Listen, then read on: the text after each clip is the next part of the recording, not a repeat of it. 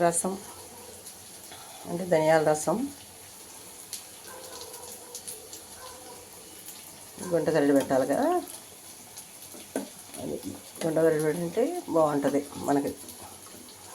రసం మరుగుతున్నాయి. ఒక్కొక్కళ్ళేమో రసం కాగినాక తాలింపు వేస్తారు. నాకు అయిపోవాలి కదా స్పీడ్గా అని చెప్పేసి అయినా టేస్ట్ తెప్పించేస్తాను. సూపర్ టేస్ట్ వస్తుంది. రసం తింటే వదలరు. మిరియాల పొడి, కొంచెం ధనియాల పొడి, కొంచెం కందిపప్పు పొడి అన్నీ అప్పటికప్పుడు నూనె వేస్తాను ఫ్రెష్గా. చాలా బాగుంటుంది. తాలింపు పెట్టేస్తాను ఫస్టే.